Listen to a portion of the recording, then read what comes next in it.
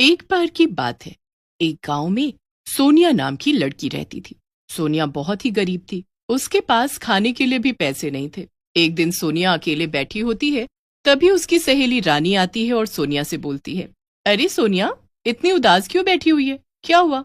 रानी की बात सुनकर सोनिया रानी से बोलती है, क्या बताऊं रानी, मैं तो परेशान हो गई हूँ। इतना पढ़े लिखे होने के बाद भी कोई ढंग की नौकरी नहीं मिल रही है और मेरी माँ और पिताजी बहुत दुखी हैं। सोनिया की बात सुनकर रानी कहती है, सोनिया, तू अपना कोई बिजनेस क्यों नहीं खोल लेती? तू पढ़ी लिखी भी है और सुंदर भी है। बिजनेस? रानी, भला मैं और बिजनेस? नहीं नहीं नहीं नहीं नहीं नहीं, मैं कोई बिजनेस कहाँ कर पाऊंगी, मुझे तो कुछ भी नहीं आता। तभी वहां सोनिया की दूसरी सहेली रमा भी आ जाती है। रमा सोनिया से कहती है, सोनिया, तू कोई खाने का काम क्यों नहीं खोल लेती? आजकल लोगों को अपने घर से ज्यादा बाहर का खाना खाने में मजा आता है। मैं तो कहती हूँ तू अपने हुनर का सही उपयोग कर और कुछ काम खोल ले। फिर रमा और रानी वहां से चली जाती हैं। लेकिन उनकी बातें सोनिया के दिमाग में बैठ जाती हैं और वो अपनी माँ तुलसी से बोलती है, माँ, मुझे ना रानी और रमा ने बहुत अच्छी सलाह दी है। खाने पीने की रेडी लगाने की मैं सोच रही हूँ। कोई रेडी लगा लूं जब तक कोई अच्छी नौकरी नहीं मिल रही। लेकिन माँ, पैसे कहाँ से आएंगे इतने? सोनिया की बात सुनकर तुलसी बोलती है, अरे वाह, ये तो बहुत ही अच्छी बात है। वैसे भी काम करने में क्या शर्म। और तू पैसों की चिंता मत कर। मैंने कुछ पैसे जोड़ कर रखे हैं, उनसे तू अपना काम शुरू कर। फिर अगले दिन सुबह जल्दी उठकर दोनों माँ बेटी सारा सामान तैयार कर लेती हैं और शाम को वड़ा पाव की रेडी लगाती हैं। लेकिन कई दिनों तक उसकी ज्यादा बिक्री नहीं होती। इससे वो फिर से दुखी हो जाती है और घर चली जाती है। लगता है मेरी किस्मत ही खराब है। न तो नौकरी मिल रही है और न ही ये खाने पीने का काम चल रहा है। मेरा तो मन कर रहा है मैं मर ही जाऊं और ऊपर से ये सारा सामान भी बेकार हो जाएगा। कुछ नहीं बिका। तभी सोनिया के पिता रमेश वहां आ जाते हैं और बोलते हैं, अरे मेरी प्यारी बेटी, उदास क्यों हो रही है तू? तू सिर्फ अपना काम कर, फल तो मिलेगा ही इसका।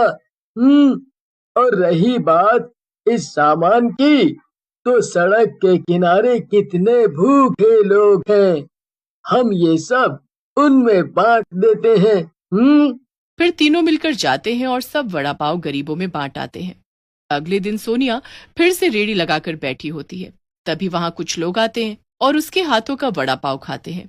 उन्हें सोनिया के हाथों से बने वड़ा पाव बहुत ही अच्छे लगते हैं। धीरे धीरे सोनिया मशहूर होने लगती है और एक दिन माँ से बोलती है, माँ, भगवान की दया से तो हमारी कमाई अच्छी होने लगी है। मैं तो सोच रही हूँ कि और भी रेडियां लगवा दूं वड़ा पाव की। इससे पहले कि तुलसी कुछ और कहती, वहां पर रमा आ जाती है। सोनिया को ऐसे खुश देखकर रमा जलने लगती है और बोलती है, तेरा काम कुछ ज्यादा ही अच्छा चल रहा है। दूसरी रेडी लगाने की बात चल रही है, क्यों? हमें भी कुछ पार्टी दे दो। रमा की बात सुनकर सोनिया बोलती है, कैसी बातें कर रही है रमा? तू बोल, तुझे क्या खाना है? बहुत पैसे है तेरी सहेली के पास। जो तू बोलेगी वो मैं खिलाऊंगी। और हाँ, आगे से जब भी हम मिलेंगे खाने का बिल मैं ही दूंगी। सोनिया की ये बात रमा को अच्छी नहीं लगती और वो रानी से जाकर मिलती है और बोलती है, ये सोनिया दो पैसे क्या कमाने लग गई, अपने आप को पता नहीं क्या समझ रही है। मैं तो इससे बात नहीं करने वाली। बहुत ही बेकार है ये घमंडी कहीं की। हाँ रमा, कह तो सही रही है ये सोनिया कुछ ज्यादा ही घमंडी हो गई है जब से इसके पास दो पैसे आए हैं। मैं तो इसे सबक सिखाना चाहती हूँ। फिर रमा और रानी सोनिया को सबक सिखाने की ठान लेते हैं और एक तांत्रिक के पास जाते हैं। तांत्रिक उन दोनों को देखकर बोलता है, आ गई तुम दोनों। मुझे पता था कि तुम दोनों मेरे पास जरूर आओगी, क्योंकि तुम्हारी ईर्ष्या और अपनी सहेली के लिए नफरत यहाँ खींच लाएगी तुम्हें। तांत्रिक को अपने मन की बात समझते देख रानी और रमा हैरान रह जाती हैं और बोलती हैं, महाराज जी, आपको कैसे पता कि हम यहाँ अपने दोस्त से बदला लेने की इच्छा से आई हैं? रानी की बात सुनकर तांत्रिक बोलता है, हम अंतर्यामी हैं लड़कियों। हमें सब पता है कि कौन क्यों आता है हमारे पास, समझी? बाबा जी, जब आपको सब पता ही है तो कुछ करिए हमारे लिए। हम बहुत ही उम्मीदें लेकर आए हैं। फिर रमा और रानी के कहने पर तांत्रिक वहीं पर पालथी मारकर बैठ जाता है और मंत्र पढ़ने लगता है। जैसे ही तांत्रिक मंत्र पढ़कर हटता है, वहां पर एक चुड़ैल आती है और तांत्रिक से बोलती है, क्या हुआ स्वामी, मुझे यहाँ क्यों बुलाया है? किसकी शामत आई है? मेरी चुड़ैल रानी। जा इन दोनों लड़कियों के साथ और जैसा ये कहती हैं वैसा कर। फिर चुड़ैल उन दोनों के साथ चली जाती है। रानी और रमा चुड़ैल को सोनिया का वड़ा पाव की रेडी दिखा के बोलती हैं, चुड़ैल जी, ये लड़की है जिसने हम दोनों को दुखी किया हुआ है, इससे हमें बदला लेना है, इसे खूब परेशान करो। रमा की बात सुनकर चुड़ैल कहती है, समझ गई मैं, तुम दोनों अब यहाँ से फूटो, मैं देख लूंगी कि क्या करना है मुझे। फिर चुड़ैल के कहने पर रमा और रानी वहां से चली जाती हैं और चुड़ैल एक लड़की का रूप बदलकर सोनिया के साथ ही वड़ा पाव की रेडी लगाने लगती है। सोनिया चुड़ैल को देखकर बोलती है, अरे वाह, आप भी वड़ा पाव की रेडी लगा रही हैं, मजा आ जाएगा, अब मैं भी बोर नहीं होंगी अगर कोई ग्राहक नहीं होगा तो। वैसे क्या नाम है तुम्हारा? चुड़ैल सोनिया की बात सुनकर हैरान हो जाती है और कहती है, मेरा नाम निशा, लेकिन गुस्सा नहीं आ रहा तुम्हें? मैं तुम्हारी दुकान के पास ही अपनी दुकान लगा रही हूँ, कहीं तुम्हारे ग्राहक भाग गए तो? चुड़ैल की बात सुनकर सोनिया हंसते हुए कहती है, नहीं नहीं, मुझे ऐसा नहीं लगता, तुम्हें जो ठीक लगता है वो तुम करो, बाकी मेरी किस्मत। फिर सोनिया और निशा दोनों अपनी अपनी रेडी वहां लगाने लगती हैं, लेकिन निशा बनी चुड़ैल की रेडी पर ज्यादा भीड़ होने लगती है और कुछ ही दिनों में सोनिया की कमाई बंद होने लगती है। ये देख तुलसी बोलती है, जब से ये मनहूस निशा हमारी रेडी के पास अपनी रेडी लगाने लगी है, तब से अपनी कमाई भी बिल्कुल बंद हो गई है, क्या करूं मैं इसका? तुलसी की बात सुनकर सोनिया बोलती है, मेरी प्यारी माँ, तू क्या करेगी उसका? अरे वो उसकी किस्मत है, जो भी वो कमा रही है, भला हम उससे क्यों चले? ऐसा कहकर सोनिया वहां से चली जाती है, लेकिन तुलसी को कुछ गड़बड़ी होने का एहसास हो जाता है और वो अगली रात निशा का पीछा करती है और देखती है कि वो एक चुड़ैल बन गई। उसके पैरों के नीचे से जमीन ही खिसक जाती है। अरे दैया रे दैया, ये लड़की तो चुड़ैल है, तभी मेरी बेटी का धंधा चौपट कर दिया इसने, लेकिन मेरी बेटी ने इसका क्या बिगाड़ा है? फिर वो एक साधु बाबा के पास जाती है और सोनिया के साथ हो रही बातों को बताती है, जिसे सुनकर साधु बाबा बोलते हैं, तुम्हारी बेटी के साथ जो कुछ भी हो रहा है वो एक चुड़ैल कर रही है, तुम्हें उस चुड़ैल से अपनी बेटी को बचाना होगा, नहीं तो एक दिन वो चुड़ैल उसकी जान भी ले सकती है। साधु की बात सुनकर तुलसी घबरा जाती है और बोलती है, हाँ बाबा, लेकिन बाबा चुड़ैल मेरी बेटी के पीछे क्यों पड़ी है? भला मेरी बेटी ने उसका क्या बिगाड़ा है? फिर साधु बाबा और तुलसी निशा के पास पहुंच जाते हैं। वहां भीड़ होती है, लेकिन जैसे ही निशा साधु को देखती है, अपने असली रूप में आ जाती है। तो तू आया है बुड्ढे इस लड़की सोनिया को बचाने के लिए? मैं इसे नहीं छोड़ूंगी, ये तो मरेगी। चुड़ैल को देखते ही वहां पर खड़ी भीड़ तितर बितर हो जाती है। साधु बाबा अपने पास से रस्सी निकालते हैं और चुड़ैल को बांध देते हैं। बुड्ढे, ये तूने किस चीज से बांधी है मुझे? मैं छूट नहीं पा रही हूँ इससे, और ये रस्सी ये सिकुड़ती क्यों जा रही है? छोड़ दे मुझे बुड्ढे, बहुत दर्द हो रहा है, मेरी हड्डियां टूट रही हैं, मैं मर जाऊंगी। ये सब मैंने इसकी दो सहेलियों रानी और रमा के कहने पर किया है, अब जाने दे मुझे। उसी समय रमा और रानी वहां आ जाती हैं। अपने को फंसता देख गुस्से में चुड़ैल से बोलती हैं, ये चुड़ैल मेरा नाम क्यों ले रही है? मैंने क्या किया है? मैं तो तुझे जानती भी नहीं, चल फुट यहाँ से। रमा की बात सुनकर चुड़ैल भी गुस्से में आ जाती है और बोलती है, बहुत ही दोगली हो तुम दोनों, कितनी जल्दी मुकर रही हो। मैं बस एक बार किसी तरह से आजाद हो जाऊं, फिर बताती हूँ तुम्हें।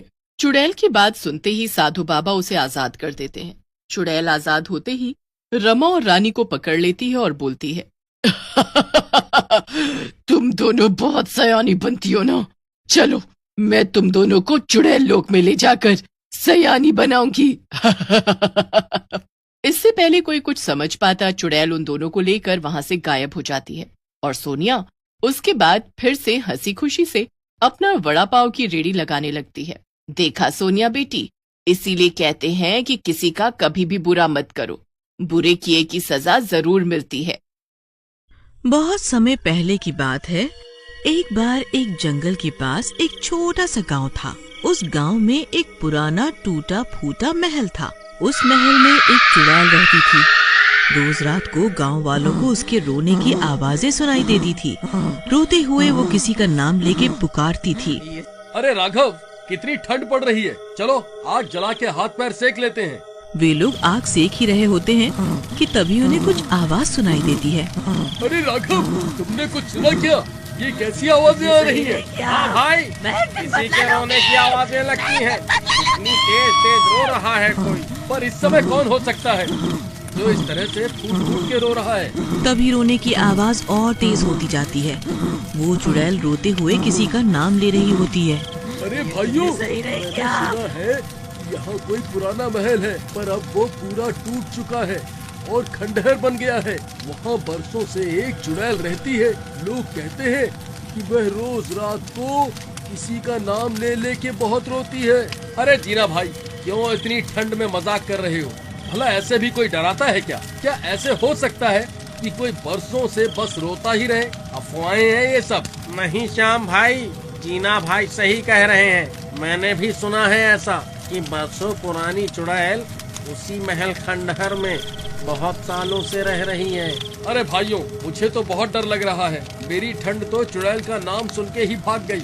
मैं अब और नहीं रुक सकता यहाँ। मैं तो चला अपने घर। ये कहकर श्याम डरते डरते अपने घर की तरफ जाने लगता है। कुछ ही देर में वो अपने घर पहुँच जाता है।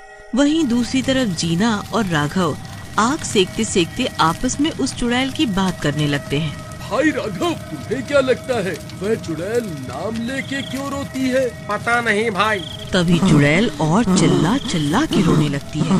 अरे भाई, अब तो मुझे भी डर लग रहा है। भाई, मैं तो घर जा रहा हूँ। अब मेरी मानो तो तुम भी चलो अब घर। हाँ भाई, मुझे भी डर लग रहा है। चलो, मैं भी तुम्हारे साथ ही निकल चलता हूँ। फिर वो दोनों गांव वाले साथ में घर की ओर चल देते हैं। फिर अगली सुबह होने पर, अरे सुनीता, तुझे पता है कल मेरे पति श्याम ने मुझे बताया कि उन्होंने उस चुड़ैल की चीख पुकार सुनी। वो बड़ी तेज तेज रो के किसी का नाम ले रही थी। अरे बहन, मुझे तो डर लग रहा है, कहीं वो चुड़ैल हमारे गांव पर ना हमला कर दे। हाँ बहन, मुझे भी डर लग रहा है। और मेरे पति तो उस महल के पास से जो जंगलों में से शहर की तरफ रास्ता गया है ना, उसी रास्ते से अक्सर शहर जाते हैं। बहन, तुम श्याम भैया को मना कर देना कि देर रात बाहर ना रुके, रात होने से पहले घर आ जाया करें। ये कहकर सुनीता और विमला अपने अपने घर की ओर चल देती हैं। अरे विमला, सुनो, मुझे व्यापार के काम से बाहर जाना है आज। शायद आने में थोड़ी देर हो जाएगी। तुम समय से खाना खा लेना। हाँ जी ठीक है, पर आप रात होने से पहले घर जरूर आ जाना। मैं कोशिश करूँगा जल्दी से जल्दी लौटने की। ये कहकर श्याम शहर की तरफ निकल जाता है। फिर शाम होने पर, अरे शाम हो गई, मुझे रात होने से पहले घर पहुंचना होगा, वरना रात होते ही वो चुड़ैल रोना शुरू कर देगी। खुद से बातें करता हुआ श्याम जंगल के रास्ते अपने गांव की तरफ आने लगता है। तभी अंधेरा हो जाता है। अरे नहीं, ये क्या हो गया? अभी तो मैं आधे रास्ते ही पहुंचा हूँ।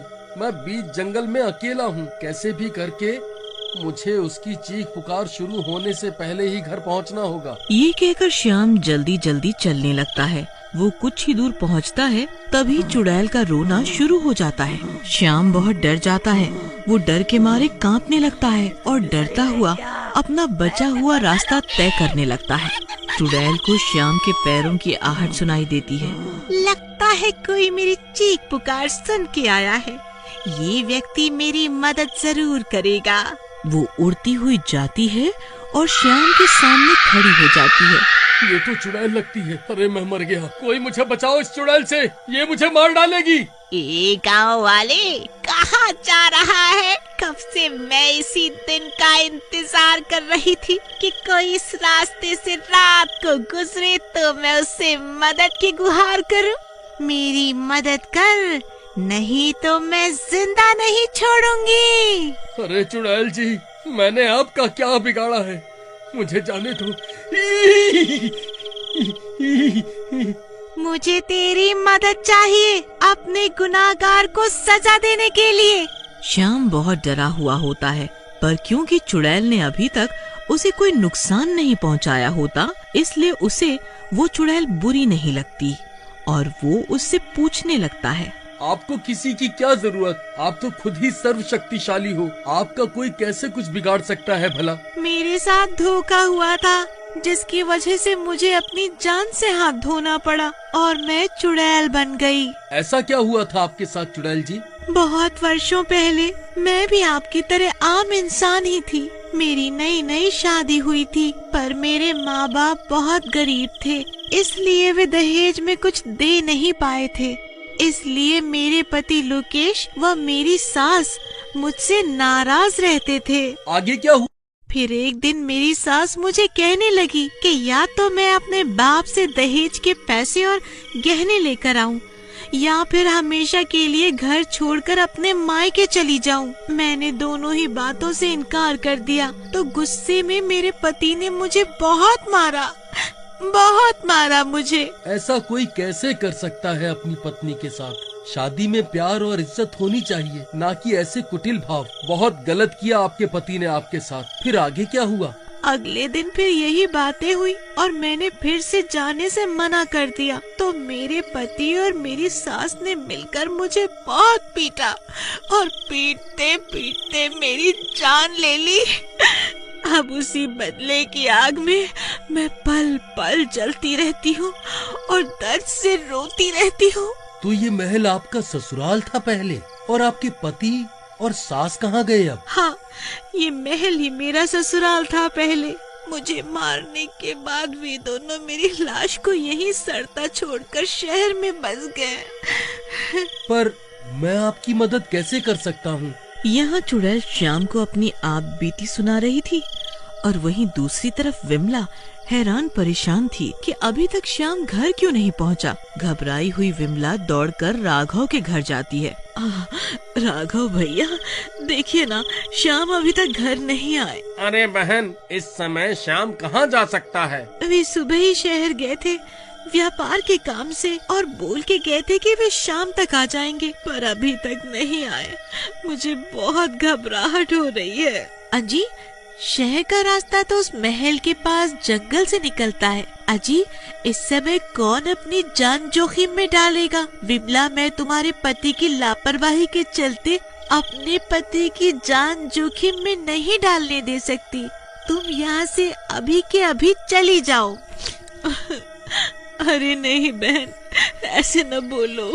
तू चुप कर मतलबी औरत। हम गांव वाले सब एकजुट होकर रहते आ रहे हैं कितने समय से। हम आपस में एक दूसरे की मदद नहीं करेंगे तो कौन करेगा? हाथ में मशाल लेके उस महल खंडर के लिए निकल पड़ते हैं और कुछ ही देर में उस जंगल के पास पहुंच जाते हैं। वह देखो भाइयों, श्याम वहाँ है उस चुड़ैल के साथ। अरे वहाँ तो चुड़ैल भी है। अरे अगर उसे नुकसान पहुँचाना होता तो श्याम अभी तक जिंदा नहीं होता, पर फिर भी हमें होशियार रहना होगा। चुड़ैल सब गांव वालों को मशाल के साथ देख के सहम जाती है। अरे भाइयों, कृपया करके इस चुड़ैल को नुकसान मत पहुंचाना। ये कोई बुरी चुड़ैल नहीं है, बल्कि इसके साथ तो गलत हुआ है और ये बस उसी का बदला लेना चाहती है। हम सबको इसकी मदद करनी चाहिए। फिर श्याम सबको उस चुड़ैल की आप बीती सुनाता है। बताओ चुड़ैल जी, हमें क्या करना होगा? आप लोग बस मेरे पति और मेरी सास को किसी तरह शहर से इस महल में ले आओ, बाकी मैं खुद देख लूंगी। ठीक है, हम कल ही आपका काम शुरू करेंगे। इतना कहकर वे सब अपने अपने घर चले जाते हैं। फिर अगली सुबह श्याम और राघव व्यापारी बनके उसके पति के घर शहर जाते हैं। अरे लोकेश, आप व्यापारी है ना? मैंने आपके बारे में बहुत सुना है। मैं आपके साथ व्यापार करना चाहता हूँ। मेरे गांव में बहुत सी जमीन खाली पड़ी है। यदि हम वहाँ अपना नया कारोबार शुरू करें तो हमें बहुत मुनाफा होगा। लोकेश लालच में पड़ जाता है और उसके साथ चलने को तैयार हो जाता है। अरे लोकेश, अपनी माँ जी को भी साथ ले चलो, वह भी जमीन देख लेंगी। हाँ राघव भाई, आप सही कह रहे हैं। और उनके साथ चलने को तैयार हो जाता है। फिर वे दोनों लोकेश और उसकी माँ को लेके जंगल के रास्ते गांव की ओर निकल पड़ते हैं। जंगल पार करते करते अंधेरा हो जाता है। अरे ये तो रात हो गई, अभी और कितना चलना बाकी है? बस कुछ दूर और चलना होगा। घबराओ मत, हम हमेशा इसी रास्ते से आते जाते हैं। फिर श्याम धोखे से लोकेश और उसकी माँ को अपने घर बोलकर उस खंडर महल के अंदर ले जाता है। वहाँ अचानक चुड़ैल के रोने की आवाज आने लगती है। लोकेश और उसकी माँ बहुत डर जाते हैं। अरे कमबख्तों, ये कहाँ ले आए मुझे? अब बुढ़ापे में मैं डर के मारे मरना नहीं चाहती। तभी अचानक वो चुड़ैल उनके सामने आ जाती है। क्यों री बुढ़िया, मरने से डर लग रहा है? भूल गई क्या कैसे तूने और तेरे लालची बेटे ने मुझे बेरहमी से पीट पीट कर मार डाला था? अरे मर गए रे, ये तो कोई चुड़ैल लगती है। अरे कम वक्तों, ये मुझे कहाँ फंसा दिया तुम दोनों ने। तुम तो व्यापार के लिए जमीन दिखाने लाए थे और यहाँ मुझे चुड़ैल दिखा रहे हो। सत्यानाश हो तुम्हारा। अरे भाग्यवान, मुझे माफ कर दो, मुझसे बहुत बड़ी गलती हो गई। अपनी माँ के लालच में मैं भी साथी बन गया, मेरी मत मारी गई थी, मुझे माफ कर दो। क्यों रे लालची इंसान, क्यों रो रहा है अब? जब मुझे दहेज के चलते मारा था तब क्यों नहीं सोचा ये सब? किसी लड़की से शादी करके सिर्फ दहेज के लिए उसे मारना, पीटना, उस पर अत्याचार करना कितना गलत है। एक बार भी तुम लोगों ने मेरे बारे में नहीं सोचा। अब मैं तुम माँ बेटे को मजा चखाऊंगी। फिर वो चुड़ैल उन दोनों को अपनी शक्तियों से तड़पा तड़पा के जान से मार देती है। तब तक बाकी गांव वाले भी वहां पहुंच चुके होते हैं। अपना बदला लेने के बाद वो चुड़ैल हमेशा के लिए गांव छोड़ के जाने लगती है, पर जाते जाते गांव वालों को शिक्षा दे जाती है कि किसी की बेटी शादी करके अपने घर लाओ तो उसकी इज्जत करनी चाहिए, क्योंकि बहू घर की लक्ष्मी होती है और घर को स्वर्ग बनाती है।